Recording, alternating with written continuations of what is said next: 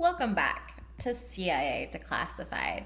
It is 1975 and the air in Washington is thick with the scent of burnt paper and paranoia. The fall of Saigon has left the American psyche bruised, and the Church Committee is actively hunting agency ghost. Yet in the human corridors of the African continent, a new game is afoot. The Portuguese have packed their bags, leaving Angola, a land of overflowing with oil and diamonds, to descend into a three-way civil war. This isn't just a local scrap. It is a laboratory for a new kind of deniable warfare.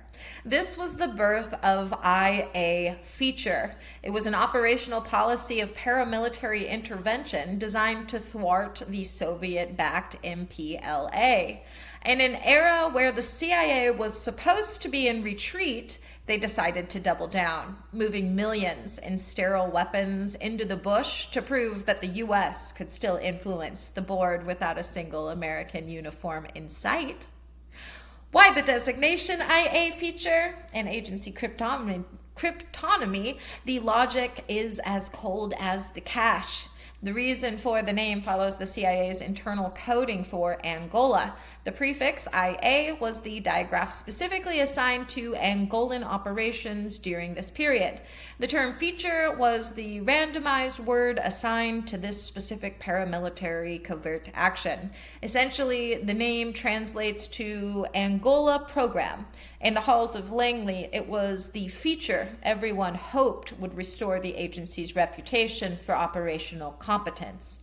The reality of the Angolan bush was a mess of cold cash and old weapons. Let's intermix the facts with the voices of the architects.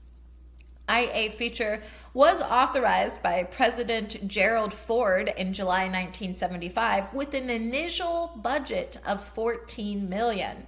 A quote from John Stockwell, the agency's task force chief: "We were trying to do on the cheap what Soviets were doing with billions." End quote. The agency shipped weapons through Zaire to hide the American origin of the equipment. Records show the DPD provided sterile weapons, arms with no serial numbers, to the rebels. A quote from a declassified situation report: "Our mission wasn't to win. It was to keep the MPLA from winning a quick victory." End quote. The agency hired mercenaries, including the infamous Colonel Callan, to train the local forces. Logs prove that the CIA coordinated secretly with South Africa to support the same rebel groups. A quote from Henry Kissinger: "The policy was driven by a fear of looking weak rather than a clear vision." End quote. The agency utilized a fleet of C-130 transport planes under civilian cover to move supplies. Records show the operation was abruptly halted by the Clark Amendment. Quote from a declassified field officer's debrief: "We left our allies in the lurch the moment the checkbook was collapsed by Congress." End quote. The project cost over $31 million before it was officially terminated in early 1976. Documents reveal the CIA used third country payments to pay the salaries of foreign soldiers in the bush.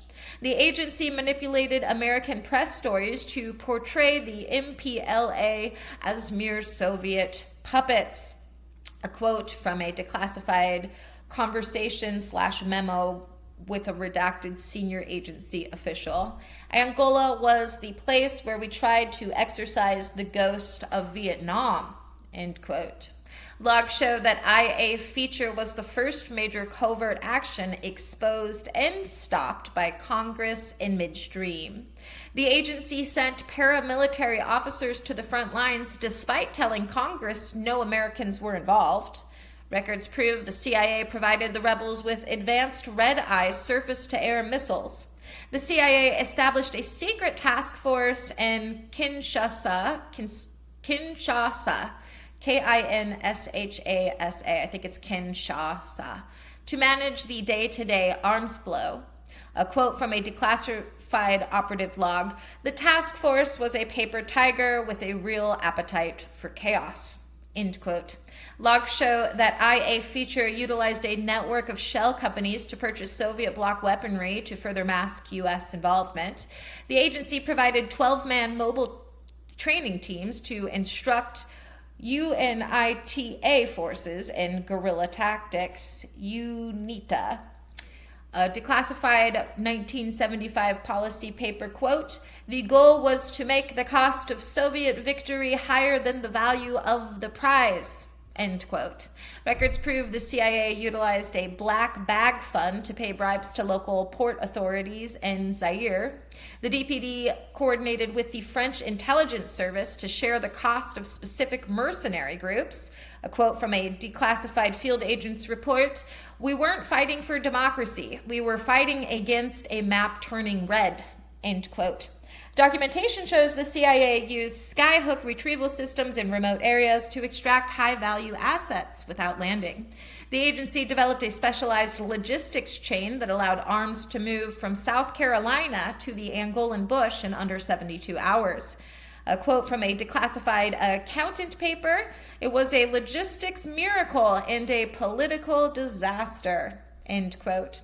Logs show that over 20,000 tons of equipment were moved under the project before the Clark Amendment hit. The agency monitored Soviet shipping lanes in the Atlantic using U-2 overflights to time their supply drops. A quote from a redacted pilot, "Every crate we dropped was a middle finger to the Kremlin.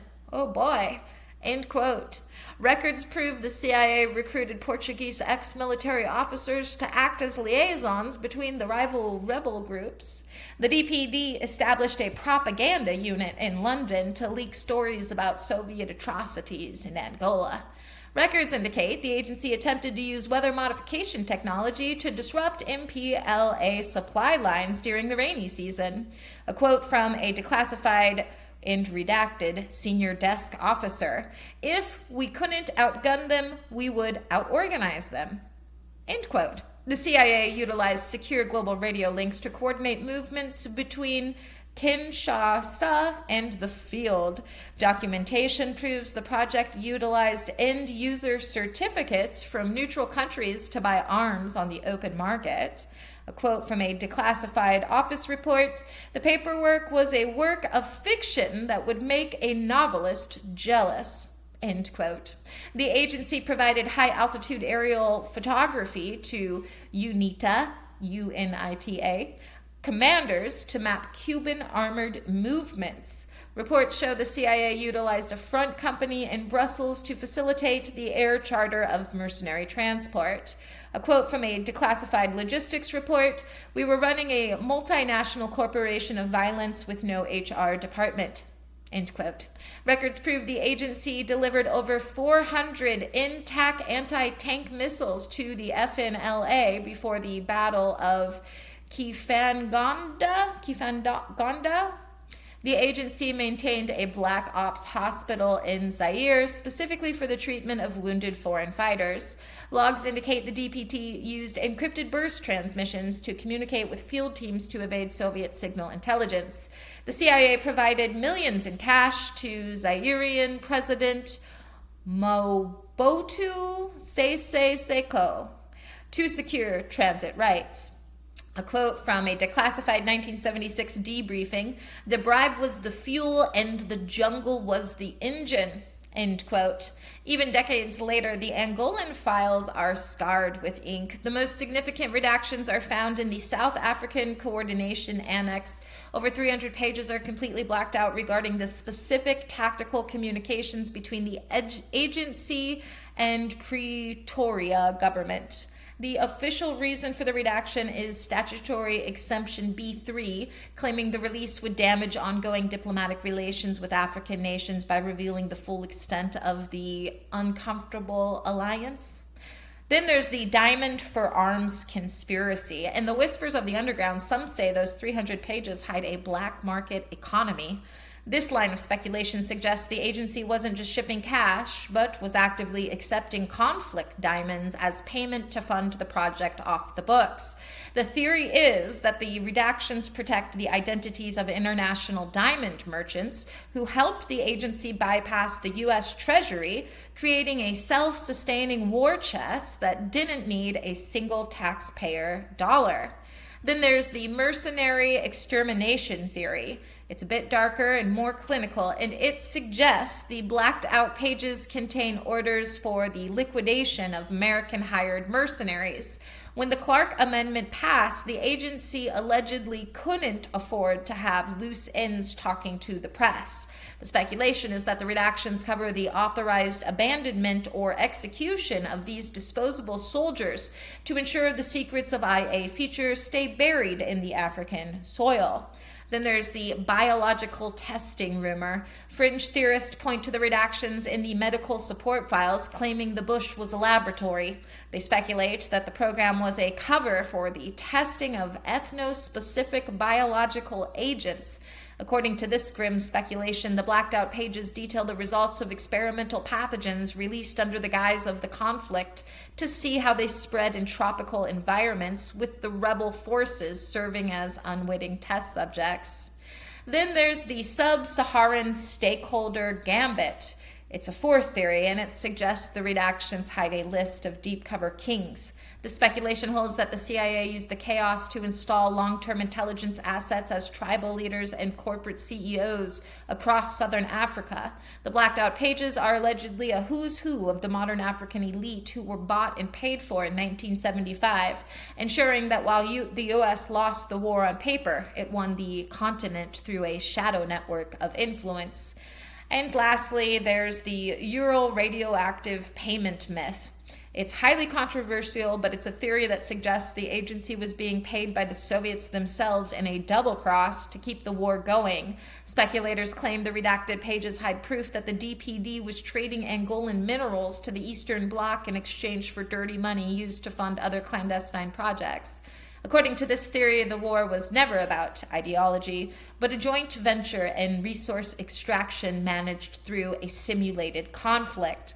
Was IAFEATURE a success?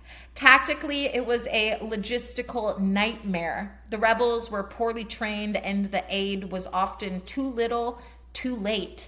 Strategically, it was a Cold War draw. While it didn't stop the MPLA from taking power, it successfully forced the Soviets and Cubans to spend massive amounts of resources to keep them there.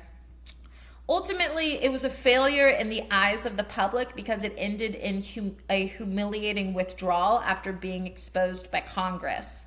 However, it was a success in evolutionary espionage. It taught the agency how to run proxy wars through third-party nations, a model that would be perfected years later in Afghanistan. It successfully proved that the executive branch could initiate a war without a declaration, even if they couldn't finish it. The project succeeded in establishing long-term ties with Jonas Savimbi, who would remain a thorn in the side of the Soviets for another 20 years. The failure of the operation in 1976 led directly to the secret funding techniques used in the 1980s. It was a success in terms of institutional resilience, showing the agency could survive a direct hit from Congress and keep moving. The operation effectively mapped the logistical routes through Africa that are still used for clandestine arm transfers today. It was a brutal success in ensuring that Angola would remain a battlefield, denying the Soviets a stable, peaceful satellite state. The agency successfully navigated the post-Vietnam paralysis to demonstrate they could still project power in the global South. This success was measured not in territory held, but in the lessons learned about plausible deniability and third-party masking. It proved that a tactical loss could be a strategic win if it bleeds the enemy's treasury dry. It turned a quick communist victory into a 20-year drain on the Kremlin's resources. As far as technical and operational breakthroughs are concerned, IAFEATURE resulted in operational breakthroughs that define modern shadow warfare. such as third-party sanitization, the technique of purchasing weapons from one country, shipping them through a second to a rebel group in a third. Today, this is the standard model for gray market arms transfers used in modern proxy conflicts. Non-attributable mercenary recruitment, the creation of shell companies to hire private security contractors. This paved the way for the modern private military company industry, allowing governments to put boots on the ground without political accountability. Offshore financial bypassing, the use of foreign bank accounts and consulting fees to pay for military operations. This is used today in the Special Activities Center to fund anti-terrorism networks without direct congressional appropriation. And covert air bridge management, the ability to run high-volume supply drops using ghost airlines. This technology and operational strategy are used today by the global response staff to maintain secret bases in denied areas. IAFEATURE reminds us that in the world of high-stakes power, there is no such thing as a civil war. There are only proxies for larger interest. The project proved that the agency's reach was long, even when its hands were tied by the law. We are still living in the world of the Diamond Dust Rebellion, where wars are funded by shadows and the real players never set foot on the battlefield. The Grand Masters of the 1970s taught us that if you can't win a war, you can at least make the other side regret winning it. Their legacy is the perpetual state of managed instability that defines many of the world's resource-rich regions today. Every time a non-state actor appears with high-tech weaponry, it is a move made in the shadow of IAFEATURE. The dust from that rebellion has never truly settled. It just waits for the next wind to blow it into a new conflict. The crates are still being packed and the planes are still flying in the dark. No desert is too wide and no jungle too thick for a crate of sterile steel to find its way home. In the end, the only thing that never stops flowing is the blood of the proxies and the ink of the redactions. The ghost planes of the 70s are the drones of today, hovering over a world still divided by the same invisible lines. Thanks for listening. Keep your eyes on the horizon, and remember, the most dangerous part of a war is the part you can't see. Join us next time as we examine shattered assurance. In the digital frontier of the new millennium, the agency didn't just hack systems, they broke the very concept of trust. We'll uncover the facts behind shattered assurance, an exploit used to bypass the integrity checks of server-based security software. It was a war of code and confidence. Join us next time for The Ghost in the Kernel. In the meantime, I'll see you in the archives.